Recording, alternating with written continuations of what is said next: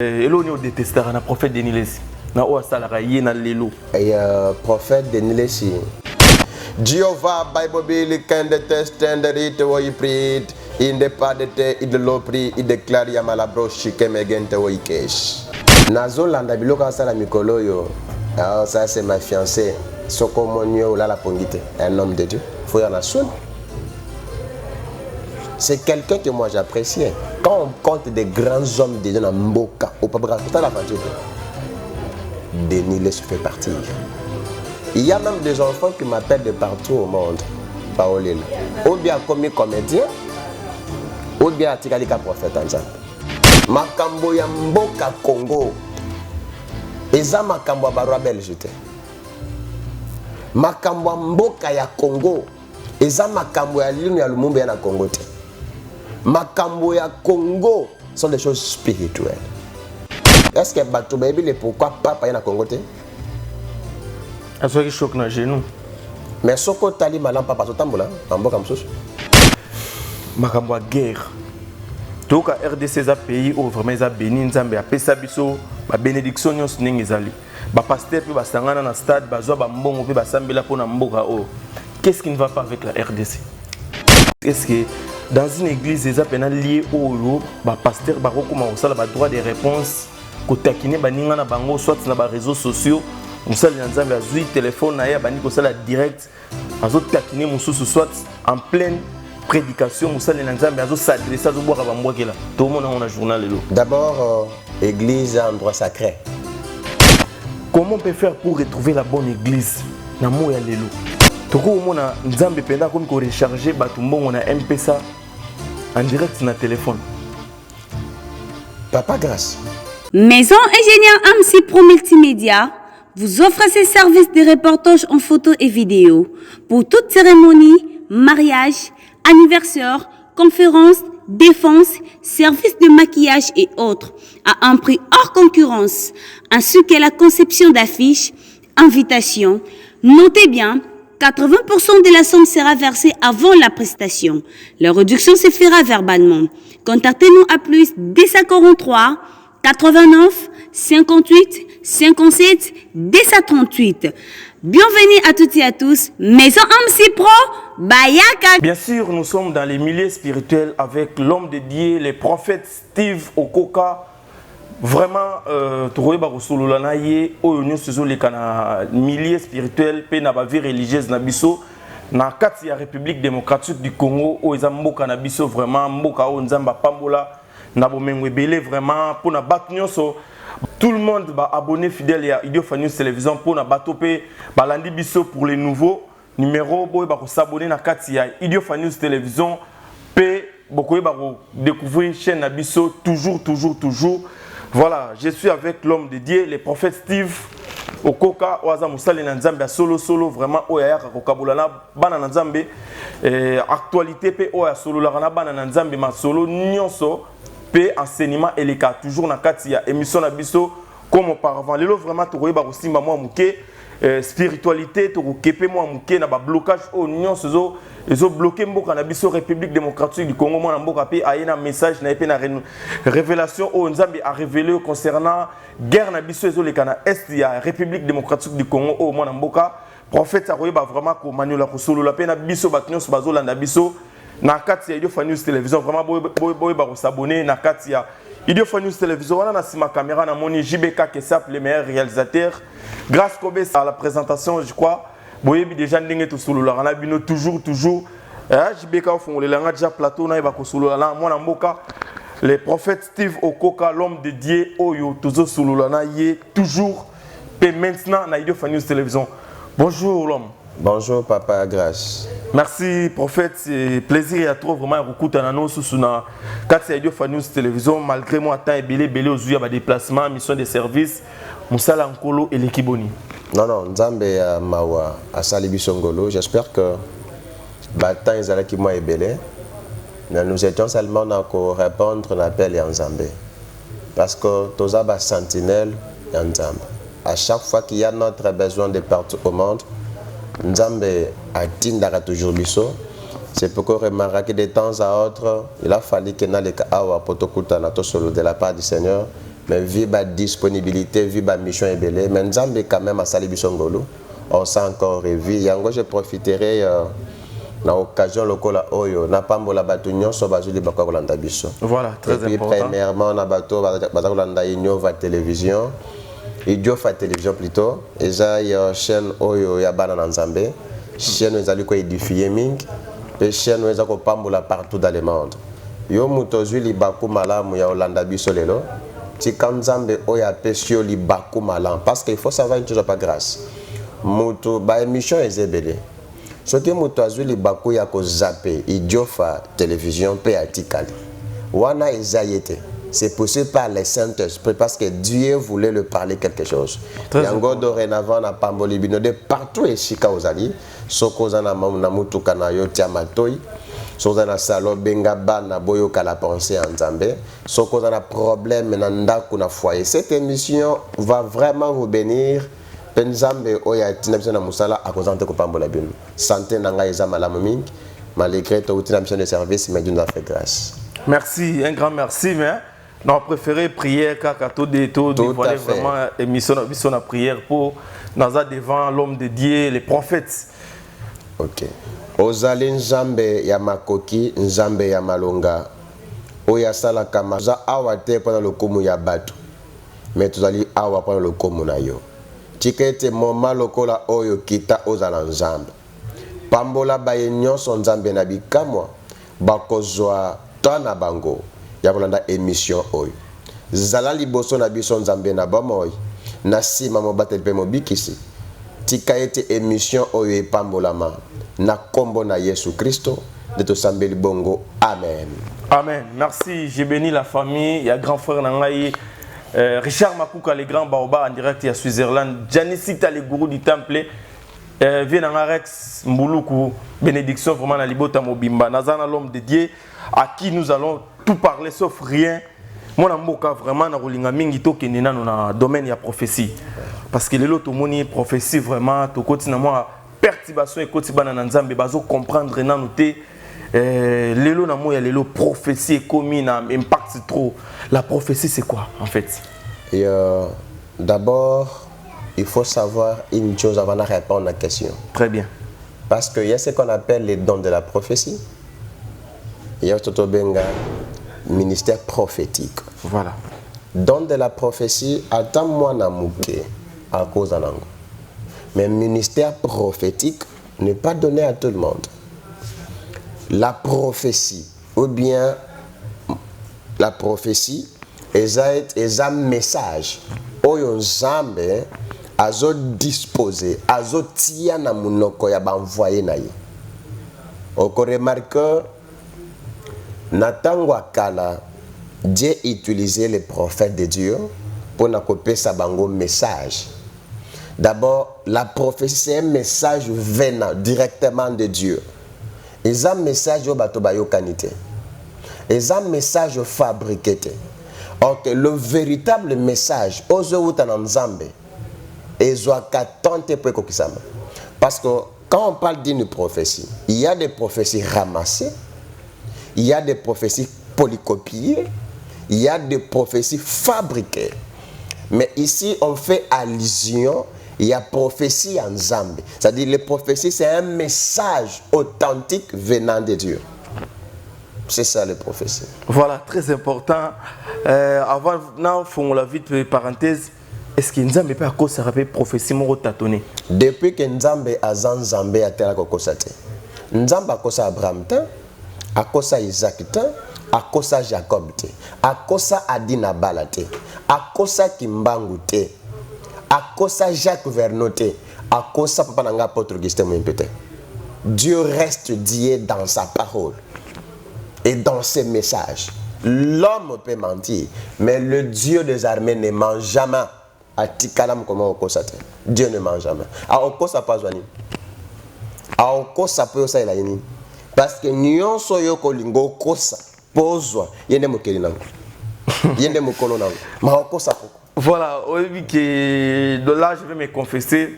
Tant on a ça la émission vraiment je sens la sagesse. Amen. Mais non, on a mis sur la question pertinente aux alamans mouké. est-ce que lelo vraiment mon amboka les prophètes toko mona nzambe penda comme ko recharger batumbo on a M-Pesa en direct sur le téléphone. Papa grâce, il y a beaucoup de gens dans les hôpitaux. Nzamba ko kende ko biki sabatuana. Mais combien plus fort raison que Dieu vienne seulement. Il y a qu'à recharger bâtiment à M-Pesa. Autant nous sommes papa grâce. Ezata ya mabemingi. Ezata que ba prophète ya solo on Nzambe abenga. Faut ba telema pour sauver l'église. Nzamba zomo na mwasoyo ana zemite ana posa mwana pese mwana te. Nzamba zomo na mwasi oyo ana problème mukanda. Pas pese mukanda te. Nzamba kaka nzambe akoresha mbongo na MP. Ça c'est de la magie. Quand on était des enfants, on voyait des gens na ba classe on a fétichèrement boyé azo misa ba mbongo bato ba somba bonbon. Dieu n'est pas dans ces bêtises et histoires. Nzamba ko ça les blomi. Ce sont des petites choses. Pour ça ya nzambe, papa grâce à Pambolama, papa grâce à Tikamabe, papa grâce à Tanakobanga nzambe. Dieu ne part pas dans des choses il y a que abanda ko recharger batumbongo. Même s'il dit que l'or et l'argent lui appartient, mais dans quel contexte, dans quelles circonstances? Dieu n'est pas un Dieu de la routine. Dieu n'est pas un Dieu de Misimbongo. Non, non, non, non, non, non. Ça, c'est de la magie. Ça, c'est un abiloko ya banamike, banwasananzambe. Ah, c'est de la magie, pure et simple. Nzamba na posa mutu abongo la motema. Mutu abanda nouveau départ dans Nzambe. Azala Kandumba a commis chrétienne. Azala Kamoyibi a commis frère, n'est-ce pas? Anobe la maladie chronique, Nzamba bikamwa kiti abikisi.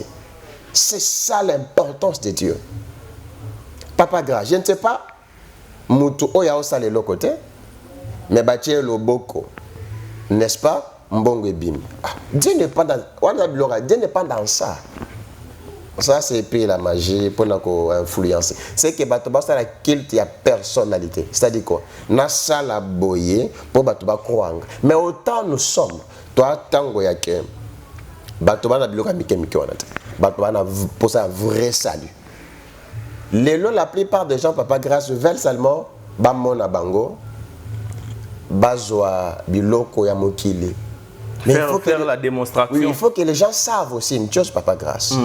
En dehors de cette vie, il y a encore une meilleure vie qui nous attend, qui est plus précieuse que cette vie que nous vivons.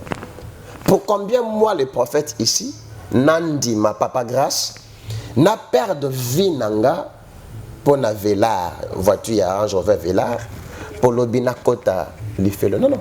J'ai toujours dit aux gens, j'aimerais rester tel que je suis ici. Maintenant, quand tu as beaucoup de l'autre. C'est ce que mon père, apôtre Augustin, m'a toujours parlé. Mon fils, c'est important. Nzambe soka zanayo, ako simba mitema bacha ki obenga bango. Bato ba sala biloka boba yebi nzambe ba sala lati. Mutabongo tuna hyper spirituel là. Tala marche na nzambe. Tu okoda mto abmela ba rébellion, ana ba 17 mentor, il n'a pas vraiment un père spirituel concret. J'espère que j'ai répondu à votre question. Voilà. Pour comprendre que moi, Namboka Azala vraiment très sage à Solola Kitoko. Mais comment on a l'élo na moya l'élo na l'église to comme comment on a ramé belé à moi. Vraiment photo vendre à côté na poto Solola moi moké pour to zomi tout na est-ce que vraiment spiritualité est-ce que Namboko existera sous parce que surtout bino la jeunesse na monde ya ministère to comment on a ba makambo belé comment on peut faire pour retrouver la bonne église? Et papa grâce, il faut savoir aussi une chose que nous sommes au temps du soir. Natango ya pourquoi c'est le temps de confusion. Ndema lo bananzambe et matanga na motema pour dire au temps du soir ils attendent à ivrer na blaze au 4. C'est ainsi tango mukole langa ananzela akoloba botika bleu na ivre ekola nga mukole langa nanga nakoya kopona ya malamu. C'est ainsi une écriture dit ceci: bokolo baketo sakola kana kombo Yesu to salaka bikambo to sunga ba orphelin to sunga ba veuve mais mukula suka il vous dira qu'il y a une minute. Il y a des gens papa grâce ba o sala makambo pour plaire bateau. Je vais vous dire une chose papa grâce. La Bible dit Dieu n'est pas un Dieu de la majorité, mais c'est un Dieu qui siège là où il y a la vérité. Voilà. Ce qu'on remarquait, madame, les gens voient, aiment ce qui frappe les yeux. Mais en réalité, ce qui frappe les yeux, exemple typique, ce qu'on joue or, na argent. On peut remarquer qu'argent, ils ont brillé ma casse. Mais or, ils ont brillé. La plupart des gens, à cause de or à bois qui a préféré argent. Mais pose-toi la question. Mais qu'est-ce qui a fait que mon toit soit argent? Parce qu'ils ont gagné. Ok, ce qui brille, ce n'est pas ce que Dieu veut, ce n'est pas ce que veut entendre. Les lots, papa, grâce, église et commune n'a pas de difficulté. On ne sait pas comprendre qui a Dieu et qui n'a pas Dieu. Mais j'ai mis une écriture qui dit Bakoye bayanzambe par rapport ya misala pe ya mbuma nango. Natia komona te nzete ya manga eboti savoka. Manga ebota kaka manga. Avocat ebota kaka avocat. Tu vas te rendre compte, papa grâce, que pour la koyebe église malamu, premièrement, faut aller à l'église dans la bolingo. Deuxième des choses, est-ce que pasteur Bango a humble? Il faut réellement se rabaisser pour na combo à Yesu et Mat. Tu vas remarquer aussi, papa grâce, au moment où on a la fiche naie, à Tcheba combo Dieu te guérira, mais combo à Yesu Mouké, mais combo pasteur Monel. Je me pose souvent des questions pareilles. Est-ce que Moutazo bi qui ça pasteur toi Yesu? Parce que moi qui est en face de vous ici, je n'ai pas cette amabilité à Big Samouté. C'est Dieu qui guérit les gens à travers moi. C'est le nom de Jésus qui est glorifié. Église à l'élo, il faut batobaye bakenzambe. Asala bango bolamu afin que bayeba. Eza ba carotte. Eza ba plafonnette. Eza ba splitute. Église ya malamu. Les églises ont préparé bateau pour la bokonzialon. Ce qui nous a préparé pour le royaume de cieux, papa grâce, libala a ozango facile. Moussala a ozango facile. Mais ba présenter dans libala te, ça bokonzialon. On peut remarquer les gens présentent les gens le matériel. Biloko ils aiment faire. On nous a à une seconde. Mais pour l'église Yamalam, c'est une église qui présente le fidèle au badep nae bokonzianini ya lola. Papa grâce, mutoazo sambe la pona bokonza lola. Liba les a facile. Bana baza facile. Mbongo ndako les a facile. Premièrement, la Bible dit premièrement c'est le royaume de cieux. Le reste, il vous sera donné. Ce que bokonza les a accordé, oyo koluka pas grâce aux hommes la facilité. D'abord, une très bonne église. Les églises ont été à Batobokonzia, Lola. On peut remarquer que dans une église, tout le monde a une poitrine pour l'élé, mais on peut mélanger. Dans une église, a dit pantalon, maya, caliban. Ça, c'est quelle église? On peut remarquer que dans des salles de fête, alors que fête, à Zobonga, mais quand tu vas à l'église. L'église, c'est faire liaison. Papa grâce. Ngana outi Lubumbashi, na mission de service. Mutu mususu afutelinga billet sans banga na pasteur abisinga na ko mona yo boye ti kanzambe no apambola na futelo billet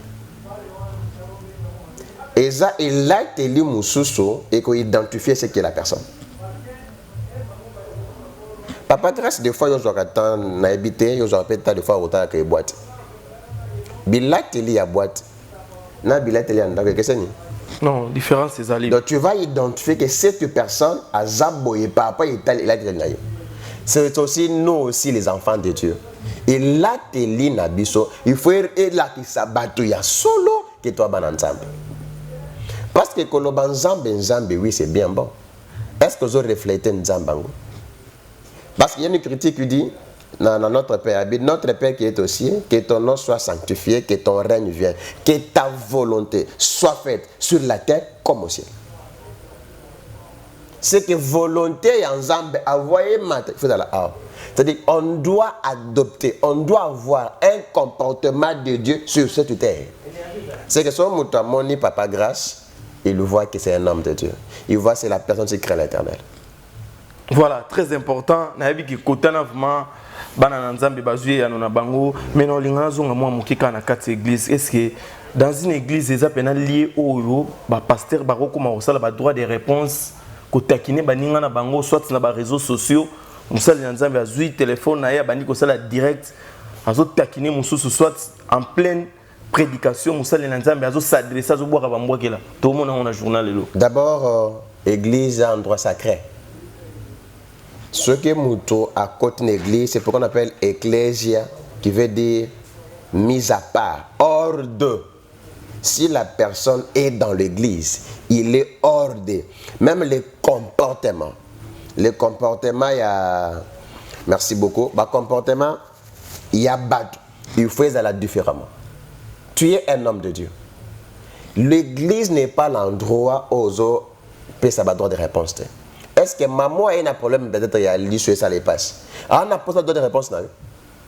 On a posé autant ça y nzambo akobikisa. Maman a un problème mais lobby allié de l'autre côté. On a posé maloba na nzambe. O ekopé c'est likete. Attends le na lié lobby na olia. On a posé d'autres réponses là. Ça c'est des choses de na benga kango, ce sont de futilité primordiale. Biloka banamike. Papa grâce.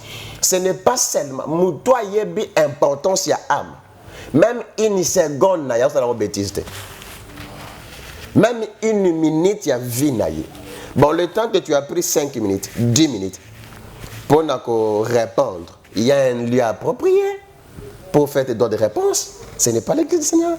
C'est que Moutazo a une importance à l'église. L'église des autres non pas seulement parce qu'il est fidèle, même nous les hommes de Dieu.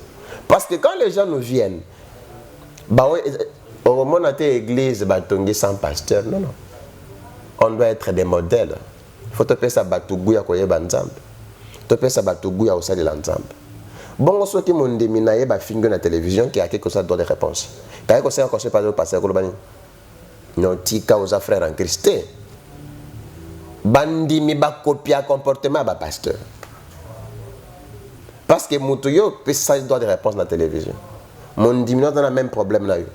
Alinga ça aiko tout nos conseils papa est-ce qu'on a encore répondre soko boyo comme papa mabe pourquoi parce que kozongi ça yo ozana problème kingani yo pour dikaka mpena osala c'est que ndenge to zabo papa grâce tozo représenter toute une multitude de personnes erreur ya pasteur moko ko représenter un milliard de personnes c'est pourquoi l'église n'est pas un endroit approprié un pasteur a ko pesa ba droit de réponse là. Voilà très important mon amboka. Toroy ba moi aussi ba moi muke message oyo vraiment oyo ozo s'adresser na bana mboka mais na okina na mutuna na ngai parce que lelo to moni vraiment mboka na biso je crois que depuis tozala na mboka oyo na ba mandat nyonso ezoleka tozo monaka toujours makambo ya guerre toka RDC za pays oyo vraiment eza béni nzambe apesa biso ba bénédiction nyonso ndenge ezali ba pasteur pe basangana na stade bazwa ba mbongo pe basambela pona mboka oyo. Qu'est-ce qui ne va pas avec la RDC? Papa grâce Nzamba Pambolayo. RDC a un problème sérieux. RDC oyo bomaka batwe belé bazaka utile pour namboka oyo. Nzambe oyo akela likolo penanse lokola lingi RDC mingi. C'est pourquoi azote les misa ba prophète la biso pour na ko pesa biso ba secret ya ba guerre. Papa grâce, il y a quelque chose qui a fait. Est-ce que Bato Baby le pourquoi papa est na Congote? Est-ce que choc na genou? Mais Soko Tali Malam papa Sotambola, en boka msous. Je vous dis vrai. Ce qui a eu choc na genou. Na Congo n'a ça combien de temps? Mais avec le même choc na genou à autant en boka msous. C'est ainsi que je vous déclare que la RDC est en Boka Nzambe. Peu importe l'anomalie, peu importe les circonstances. Papa grâce. Nzambe na bikamu apesi nga secret. Ya kosi sa guerre na est. Ya sa guerre ya batu nyonso o bako sangana. Pour na ko combattre Congo. Na ko pesa modalité awate. Bato bako landa message o. Ba benganga. Na ko pesa bosa la boye bosa la bango o. Pour na ko si sango sala boye sala boye sala boye. Dans ce pays il y a des prophètes authentiques que Dieu connaît. Voilà les pourquoi, Papa Grâce. Makambo ya mboka Congo. Eza makambo ya barwa belge te. Makambo ya mboka ya Congo. Eza makambo ya linu ya lumumba ya na Congo te. Makambo ya Congo sont des choses spirituelles. Lokola nzamba ebi mboka oyo. C'est ainsi Dieu nous a donné avec beaucoup de précision. Je parle à la télé. Bazwa message oyo batindango partout nzapa singa 3 messages oyo na liboso muto na posa ya secret pona ko silisa guerre mais babi on reconnaît un prophète soka makambo kokisami vous venez et puis na opeta na délai na durée au guerre ici ce qui est salemité okoyoka ba pemia no muke po epe makana et puis après 7-8 mois et bandit sous. Après 3 mois, quelques mois, et ben mais secret on zamba pesinga pour mboka Congo, ba guerre sil qui me contacte. Papa grâce, Congo zamba yebiyango. Si pape arrivait dans ce pays, on allait compter des morts comme si bambinzo. Ils ont qui restauration le quoi ma be ma casse ne salé. Nous étions en prière. Dieu nous a dit, faites ça pour Ayaté. J'ai le vidéo. Tant qu'on va préparer pour Ayaté. On a prié, j'ai des vidéos, on a prié. Les jours na yo kaka Ayaté. Je te dis, et c'était une fête avec les gens qui ont prié. C'est ainsi Dieu nous dit, pour la guerre ya est ici là. Prophète ensemble, yebisa ba konzi ya mboka. Il y a makambo osala pour guerre ici là. Donc yebisa bana makambo basala. Na bato ba libanda mboka, na bato ba pays voisin, na oba osala. Mboka wana eza soute ke ba bosangani ba pasteur bozu ba caché après lobi nango et communauté ndenge sala mara fois passé. Papa grâce moi je suis béni. Voilà. Nzamba mawa pambolanga. Naza prophète na kele la te. Biloko bazwaka na ba présidence nzamba sa pesanga yango. Si nous prions eza pona bolingo ya mboka na biso. Très important. Je suis congolais na senga nzamba sala en congolais. Et pourquoi nzamba osala nga congolais pas comme ça un prophète na kata Congo. Ceux qui tozo memela ba mboka ba Zambie, ba île Maurice to mela bango délivrance na ba mboka na bango. Bon mboka na ngamoko. C'est ce qui m'a poussé papa grâce tokota na profondeur to ba qu'est-ce qui se passe. Nzamba mawa, nzamba ba congolais, nzamba innocent. Nzamba kimbangu, nzamba adina bal. Alobeli biso makambo. Je suis fier. Vous avez la prophète autant de la part du Seigneur. Papa grâce émission gardez encore. Ce qui bato ba yoki émission oyo balandi biso. Okoyaka na caméra na yo. Partout na okoto ya na caméra tu vas voir. Et on ne parlera pas du guerre à Est. Je vous dis vrai. Message monsieur Zani n'est pas dans mon dag. Bah vandi déjà bazana message monsieur exact Nzamba et bisinga pendant qu'on priait. Papa grâce batoba ko souffrir de mingi. Batoba na problème ebele. Dieu me dit mon prophète natindi yo. Batu nyonso oyo bana ba problème ya makasi o ba sambela bango bazwa solution te. Dieu me dit ceci, on appelle ça astuce moko. Mutu nyonso na problème incurable. Makambo ba sambelela yo. Obota kate. Makambo simba kate, ba maladie cruelle.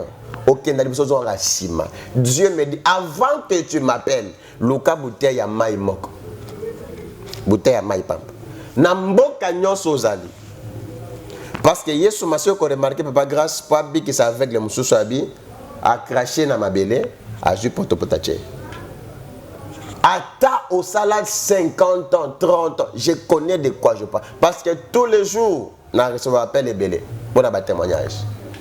Osana problème, ne chute pas parce que quand tu me vois à la télé, ils a pas mbatté. Parce que Nzambe a moni kolelanayo. De partout et si causa. Oui, tu peux dire oui, bah prophète va belé, balobaka boye, balobaka boye. Mais tout prophète nous a prophète. Je suis le message de l'Éternel. Yo comme témoignage a problème na yo. Nzamba bisinga papa grâce. Ata mutu ana sida ba opese ba kisa sida. Ata mutu ana cancer, ana diabète. Maladie o ba sambela ata ba minganga ba lembana as ava benganga asimbika mai bouteille ya mai seulement. Nakoyebise que salaboy. Et puis ceux qui ba moni yangote papa grâce autant numéro de ba bengayo. Je connais de quoi je parle. Troisième message, Nzambazo senga na mokili mobimba bazongela yo. Papa grâce batwe belé bakoti na babokoko na bakisi na kindumba na ba masanga na bloke zangatine na ba pédé ba lesbiennes. Dieu m'a donné ce message, il n'est pas encore tard. Zongela Nzambe s'il vous plaît. Zongela Nzambe Nzamba linga ba losala na yo. Tika kindumba yaya. Tika mabe, tika koyiba, tika koboma batu zongela Nzambe. Nzamba tinyo awa te ponyo kwa mate. De partout esika oza. Nzambe ya papa nanga apôtre Augustin Mwimba. Nzambe ya musée Alexandre Adinaba. Nzamba kimbangu. Zongela yo. Nzamba liki maloba ya batu nanguya. Toi qui m'entends, qui m'écoutes de partout où vous êtes. Ata ola na kata canapé. Ata makambo lekeli yo makanistine te au parti na simba ni na simba wapi. Nzamba ebile pourquoi tu as le temps de me suivre? Biso basala Nzamba. Tozongela Nzambe ya solo. Tozongela ancien amour ya Nzambe. Tolongo na ba faux miracle, le Jésus-Christ est authentique. Tote ya bana Nzambe royaume ya likolo. Tolongo na ba fiti zangatina. Tokangama to sa ela Nzambe. Tolongo na ba ranking entre nous. Et loko esangisa biso za Nzambe. Yo muto koyaki telema. Yo muto lalaki lamuka Nzamba ko visiter yo. De partout esika ozali tika Nzambe na bikamo apambola yo. Na zone de misake yo okufate. Kaka ndengo landingo okufate. Problème wana ezwa solution. Maladie wana Nzambo ya bikisa. Soko lingo zwa prophète Steve. Avo benganga zwata osambela. Numéro nabiso eza plus 243 89 940 40 40 plus 243 89 940 40 40. N'hésite pas de nous appeler car Dieu va te faire du bien. Merci beaucoup Papa Grâce. Voilà, merci, très important. Vous sentir vraiment que c'est un homme dédié au Azo Solo la Makamba Solo. Vous sentir que les lois na kati ya mboka na biso République démocratique du Congo ba charlatan ba ko me belé na kati mboka ngwa. Donc bana na Nzambe bazo se retrouver les sous-té pe ba am belé ba ko mi perdi po tozo se retrouver sous-té na comportement ba pasteur. Donc tozo solo la toujours na mwana mboka to kota moi moké surtout na actualité o isolé ka toujours na milieu pastoral. Toujours prophète Steve pour contacter pour avoir problème noso. Bozana on numéro na epeza affiché là-bas et écran na biso mwana mboka. Lelo tout moni vraiment barankin na milieu ba pasteur, s'il faut le dire tout moni qui vraiment pasteur na biso Mike Alambay toujours barankin na pasteur na biso Moïse Mbiye. Lelo pe batu belé pe bazana ko la description ya nzembo ya mwana mboka pasteur Moïse Mbiye simbité, c'est comme si ba mbwake les ana kati.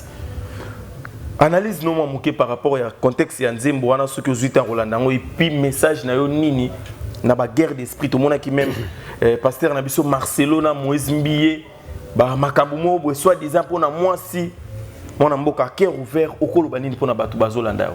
Merci beaucoup, Papa Grâce. Napesi pasteur Moïse Mbi Mbote Sikazali. Napesi pe pasteur Maï Kalambay, Bisika Bazwami. Napesi ba pasteur Nyos dans le monde entier, Mbote Sikazali. Papa Grâce. Nalingaka batu basa l'analyse moko normal et puis spirituel. Peut-être nzembo ayembeli nzambe mais na moment où ekoyeli. Faut faire une analyse comme ça. Voilà. Pasteur Moïse azalaki na studio na ye avant makambo ya pasteur Maïke Bima. Soki asisaki nzembo na ndenga yembaki na makambo ebimi. Il faut zonga lisusu na studio a changer bandembo parce que bato ba olobaka zoyembela mutu. Belle analyse. Papa Grâce par exemple. Et loko ya simbité wana. Il faut tout ça la base de la chrétien. Non pas seulement parce que lingi mutu te, ça l'analyse néfaste te. Par exemple abi soko moni na butu et simbité na tongo agitement. Par exemple Papa Grâce. Il y a des gens qui veulent le Papa Grâce Moussalo et Simbate. Hein? Des fois, na butu a lokio makasi. Na pensé na ye aibi que na tonga okuto la mukite. Mais tant qu'on n'a pas grâce à la muki. C'est quand on se pose des questions, Papa Grâce à Simba Mawapi. Or, kazo bosana, que Papa Grâce a un ensemble qui est nangoya. En réalité, et Simbite. Ndenge totambola kaboy soki nzamba fungolio misu atalisho bayini na yo Papa Grâce ola la pongite. C'est aussi ba projet ya bandoki ya ba loi ya famille ya réclamation nyos o ba ko kana pona yo mais de preuve contraire parce qu'on n'a pas grâce à zo matana. C'est que ba projet ba nini est simbité. Très bien. C'est-à-dire quoi? La chanson est très bien chantée mais quoi na moment nini? Dans le moment où il y a des conflits entre Yena Bandekonaye. Mais on ne peut pas seulement lever tout tombe la conflit, tout qui ça y est sous terre. C'est le moment où tombe la zambe, yesu, qui ça conflit. Parce que on a pasteur Mike Kalambay, na pasteur Denis va se réconcilier. Bayambani. J'ai salué cet aspect et je bénis Dieu pour ça. Et ceux qui païens, après 25 ans, se réconcilient. Mais à combien plus forte raison, nous, soit nous les chrétiens, le pasteur, les hommes de Dieu, pourquoi pas le faire? Toute personne a sa manière dont il fait son analyse. Mais moi, Nzembo Ezaki Toko Makashi, toujours défier le diable, qui est Simba Kinangote. Mais dans le moment où Nzembo Bimeli, tu sais, hein, il ne faut pas seulement faire une analyse parce que. Quand tu as dit, moi, citer mon tout. Malgré aussi, la chanson parle aussi. Ma cité mon tout. Mais c'est comme Moutou par rapport à fait. Parce qu'on traite la chose par rapport au fait. Par rapport à fait, Moutou n'a pas d'analyse. Mais il faut aussi savoir, la beauté des messages, ce n'est pas l'onction. Ce qui accompagne le message, c'est l'onction. On peut remarquer que moi je suis venu na ye mais bato ba la makasi moi na mutu mso azo toka mais bato ba c'est kai. Ce qui accompagne la vérité du message, ce n'est pas de bonnes paroles, c'est l'onction qui accompagne. Il faut maintenant savoir l'idée maîtresse ya Nzembo wa nezanini. Parce que tu n'es pas idée maîtresse tant que pasteur Moïse a vendu azo composé Nzembo na ye. Il demande c'est quoi? Je l'ai suivi une fois à la télé pour dire que Mike Kalambay c'est mon frère. Alors, quand on a dit on a belé yom tanando betele nani piano. Alors, tout le monde na jugement et zangatina. Ce sont des frères. Bande ko ba ko so na bango. Balobi singa ya famille benanaka mi katanate. Non, landaka lo mo pe Moïse fo bon la motema. Le mot Instagram.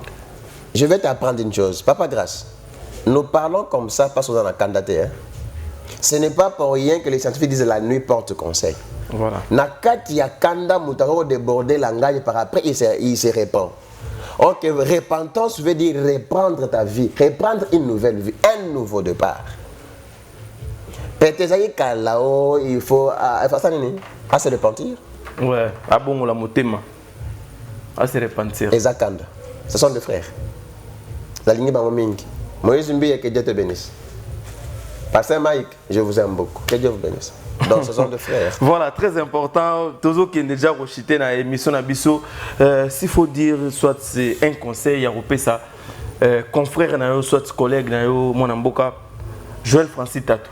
Nous sommes ça la lelo, en bien ou en mal. Prophète Joël Francis Tatou, c'est un homme que moi aussi j'aime bien, malgré des petites bavires.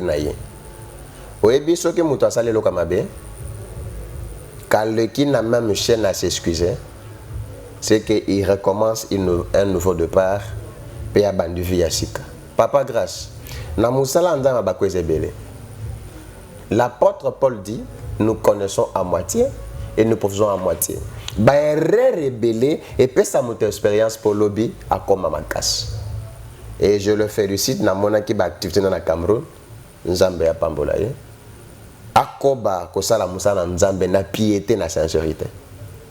Ce qui est important, papa grâce, c'est quoi ça ka batute. Ko pesa batu message vrai de la part du Seigneur. Et puis ko bongo la batu mitema. Batu babongo la. Papa grâce, les lois na cause $1 milliard, l'homme na quel feu. Ça va me servir à quoi? Moi je ne prêche pas un Dieu pendant qu'il fait le thé.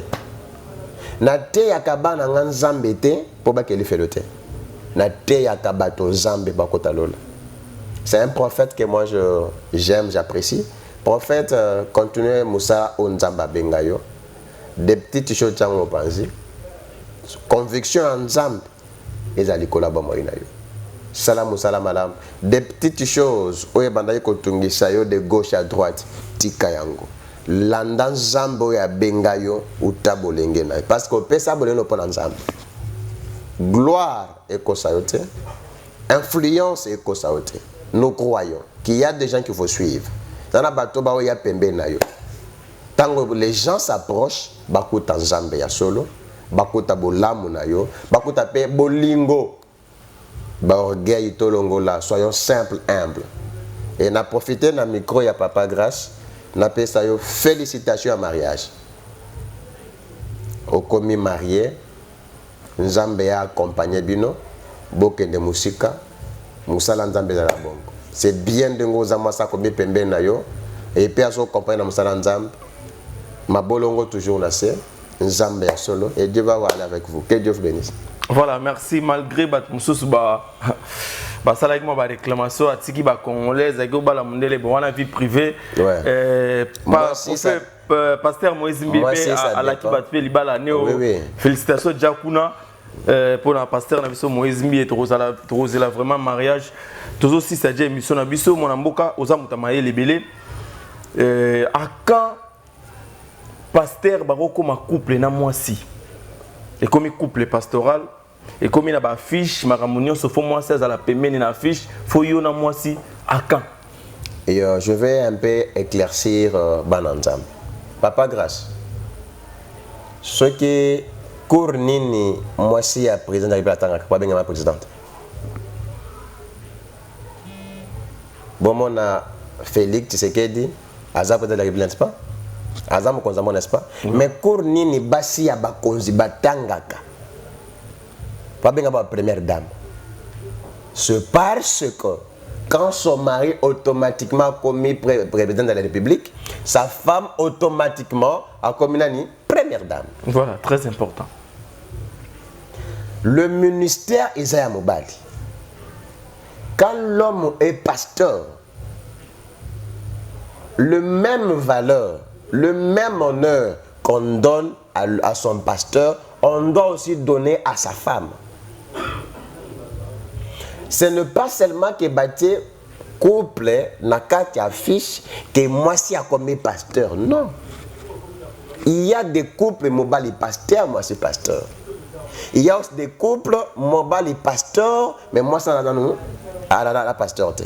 c'est que ce qui est couple pastoral, on ne fait pas allusion de la femme, on fait allusion de l'homme. Parce qu'on dit derrière un grand homme, il y a une grande dame. Comment ça fait-il que tu veux honorer un pasteur, tu ne veux pas honorer sa femme? Na sens wana. Eza lisumu te, eza mabete. Ce qui ngai batie pembe nanga couple prophétique, batie ngana masnanga eza lisumu te. Eza lisumu te. Eza le même valeur ba opianga. Eza le même ba opesa masnanga. Atangi ko ya zo appel prophétique te, mazungolu nanzela nanga. Na ke plus loin papa. Nzamba azokela Adam. La Bible dit que Adam azoluka mwasi na kati ya bilanga mona mwasi te. Na kati ya banyama mona mwasi te. Ba jardin. OK, pendant qu'azoluka mwasi, la femme était avec lui. Il a fallu balali ça y pongi, babim ça y côte. C'est que mwasi abimi na côte ya mobali. C'est que na depuis mokile kilama, la femme a zoaka valeur au mobali na iba pesa kaye. Talenti roi betanga yakia. Quand vous appelez roi, automatiquement vous appelez sa femme reine. Mais dans mon esika mokote atanga classe pas comme reine. Azu portion, il y a valeur dans zela mobile na ye. Wane za lisumuté mon papa grâce za lisumuté. Et là seulement azungolo. Na sepeli na moni ndeko moko asinalenga ke ingénieur Trésor Nkiri a sepeli pendant na prophète ingénieur Trésor Nkiri bambo tebele bisiko ozali vraiment ozolanda biso base dans été Congo bambo tebele tozo silisa mona mboka. Dernier message na ona kati ya émission na biso pe prière na yo je crois oyo bana nzambe ba kopambwa ma pona to yeba ko silisa émission na biso mais juste na ozana moi question mo ya suka soko permettre nga moi conseil muke. Ce qu'ils appellent conseil, du moins, Eloni au détesteur, un prophète Denis Lessi. Na o asala yé na lelo. Et prophète Denis Lessi, naza mouton na ndaka mingi. Mais c'est comme si à perdre des missions dans ma pesa. Ati kabilo kwazo sala asepelisa bato. Asepelisa nzambe. Yo yeba Denis Lessi na kibilo ko ota. Oyeba na kombo musala nzambe. Nazo landa biloko asala mikolo yo. Alors ça c'est ma fiancée. Soko monyo la pongite. Un homme de Dieu. Faut y en avoir. C'est quelqu'un que moi j'appréciais. Quand on compte des grands hommes de Dieu dans Mboka, au Pabra, c'est l'aventure. Denis Lessi fait partir. Il y a même des enfants qui m'appellent de partout au monde. Paolila. Ou bien comme comédien, ou bien tikalika prophète ensemble. Il y a des messages que cet homme appelle dans le bouquet Koksama. J'ai du mal dans mon cœur. Je parle avec mon âme et avec mon cœur. Prophète Denis Abungi ça va te belé mitema. Ba te belé ba comme pasteur dans zela loboka tatawa. Les lots ba to ba comme na soni ya représenter que pasteur nanga. Ce n'est pas seulement qui était à kokate biloka osala. Azonga na nzela. Na boy ba benga un jour Saoul azaka na nzambe nzamba tiki. Ce n'est pas encore tard. Azonge na basakis ne akala. C'était quelqu'un de prière. Non, tout ça là Imka il y a pas longtemps. Stade Imka na Kasavu boyaki plein. Bana bayaki. Ezaki plein tout banani bayaki. Ah, Jibeka que ça le Real. Je suis na mboko bana bayaki. Non, plein Zalaki, banane bayaki vraiment. Banane bayaki. Non, Asalaki plein. Banane bayaki. Nazo témoigner tout le monde qui vraiment Imka tombé mon mboka avec force. Imka banane bayaki. Ceux qui bayaki tombé. C'est bien. Nous voulons son relèvement. Toi na posa azongela Denis Lessi yakala. Azongela Denis Lessi yakala. Ozomona motel fikini 3 kills ta craqué. Moutao tambola na batterie municipal. Bazo bengen voleuse. C'est quelqu'un que moi j'appréciais beaucoup. Mais Bavir naï ça me fait très mal. Vieux Zongela Boulot. Je vous aime beaucoup. Ministère n'a influence anga. Je vous aime tellement. Nalinga kayo. Mais je vais seulement Kozongela. Prophète Steve Okoka matière ya ramakasi mais télévisé zangonga. Na boyina kina terrain na pour. Voilà. Et non, il y a ça la film, moi, oui. Voilà. Non, il y a ça la film. Mamboa qui te revoilà, Azo ça la film déjà. Et les gars qui te retournent, qui te simba moi, Mouké, Babilo, Moussou Tigali pour ma passer, mais je crois, tu reçois l'ango prochainement. Maintenant, c'est basé tant au Talayo, Basa déjà béni pour nous ambassadeurs déjà pour na Batnos Bazolanda. Dernier message na yo pe et ba contact au ba retrouver facilement pour na Batnos Bazolanda besoin na mo na mbo. Nzambe na bikama pambola bino. Nzambe ya papa nanga apôtre Augustin Mimpasala bino bola. Na pêche seulement message je pense que dans mon émission na pêche message Nzambe pesinga. N'hésite pas de nous appeler. Ba moment lokola oyo. Ezama Nzambe tinza ba prophète na ye. Tu vas dire que balobaka boy. Comme Mekate essaye seulement, tu vas voir. Et j'aimerais te dire, on dit mais la pastorité, on dit mais la Yeshua Massi. Il y a des gens là papa grâce qui m'a église pour na pasteur. Ti kan zambo ya benganga na musala pambolo. De partout ici kozali. Soko la ninga n'hésite pas appel. Mutu nyonso ana problème sérieux. On a maladie incurable. Oh, balto ba traita et simbate. Ba sambe la pona e simbate. Loka mai, bute a mai moko. Na o sambe la pona yo. Soka e simbito ko benga ni mo pa grâce. Bise prophète on a lo bakata e simbite. Na yebin zambe nanga. Yango, je vais prier pour toi. Nzambe ya musée Alexandre ya Dinabala. Nzambe ya papa nanga apôtre Augustin Muyempe. Merci Seigneur.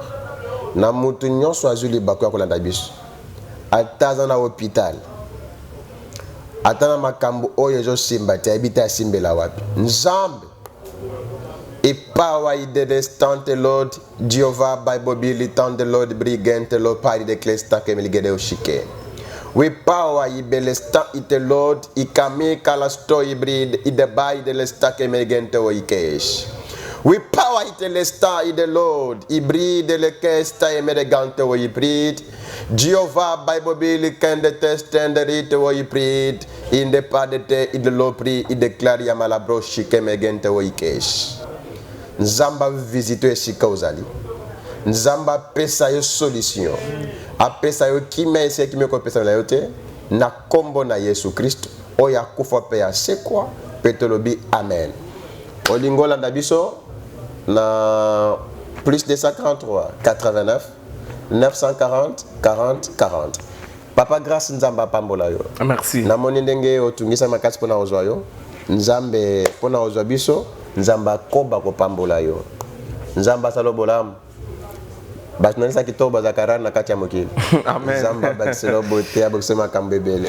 beaucoup, Papa Grâce. Voilà, merci mon amboka, prophète Steve.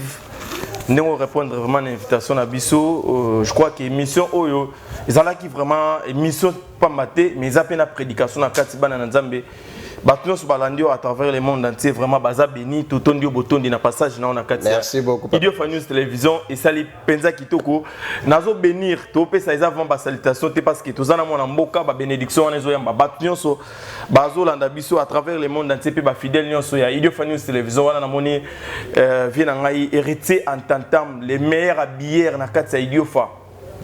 Ya motema. Maman Darlene Makulu, Bambote Bele, Biscanios Bozali Kuna Nandaku, na pesi mote, na mon pote privé Steve Iyulu, donc Ndoé à prophète Steve.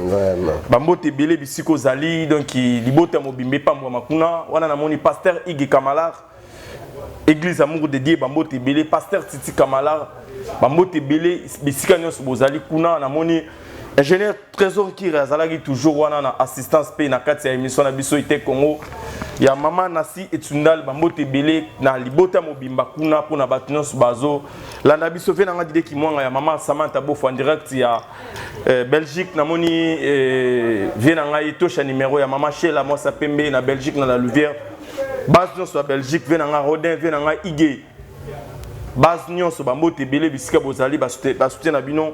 Nous sommes toujours en forme na kati ya émission na biso tous ensemble pour partager émission na biso moi na mboka a solo vraiment très kitoko ba commentaire na bino et vous sala biso kitoko pour partager émission pour liker Batnos bazana posa ko contacter moi na mboka le prophète Steve.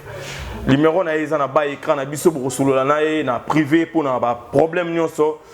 Oyo muta rozana nango posa ya ko solola na ye aza disponible numéro na téléphone gi moko ayambaka ngo pour na batu ba na kin awa bo benga vite fait na numéro oyo eza affiché na ba écran na biso.